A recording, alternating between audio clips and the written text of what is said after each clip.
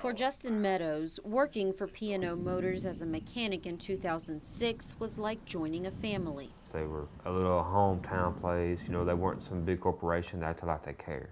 Justin's own family includes his 6 children, not in his custody. He admits he owed back child support when he started working at P&O, but he made it clear to his employer up front that 50% of his wages needed to be held for child support. I am trying to, as an adult, do the grown-up adult thing. Justin's wife Becky says his children were the priority.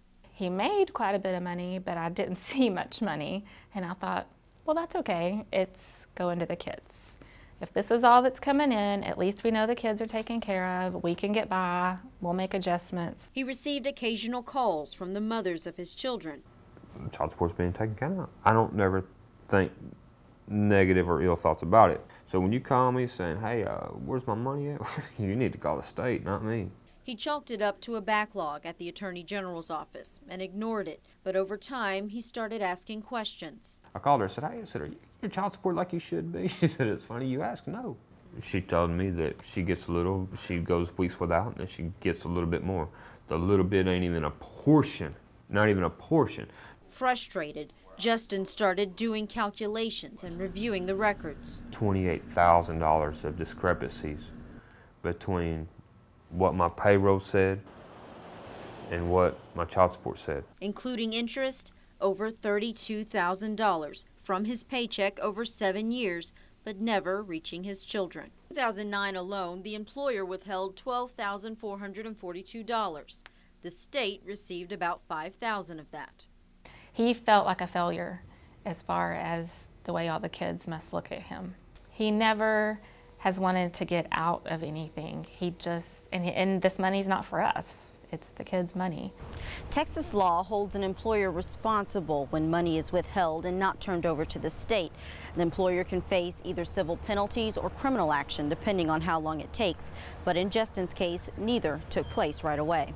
After he quit working for P&O in August of 2013, he filed a police report with the Smith County Sheriff's Office for theft and alerted the AG's office.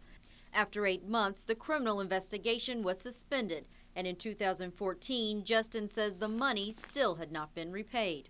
KLTV began investigating Justin's claim, and after a month, we approached the employer, Carla Bateman, looking for answers.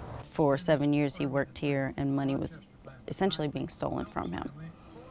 And that's something that you're not denying happened. No, ma'am, I did not pay everything I should have paid. I mean, he was behind when he came here, so it's not all just me. Is that a reason to take money from him? It's not, and I'm not arguing that point. I've owned up to it. Do you feel any remorse for those children not? Yes, and I paid extra interest and penalty. Is there a reason that you did it? It's just things were tight. The depression coming in, everything was tight. So is that a reason for children to go without money? No, ma'am. Family law attorney Amy Long says this isn't an isolated incident. We're seeing it more often that the employer is actually withholding but not forwarding the money. She says holding the employer accountable can be challenging. The non-custodial parent sometimes doesn't want to file suit against their employer for fear of losing their job. And the parent receiving the child support may find it difficult to find an attorney that can take their case. Until somebody starts going after them, we're going to see this happening in this economy, unfortunately.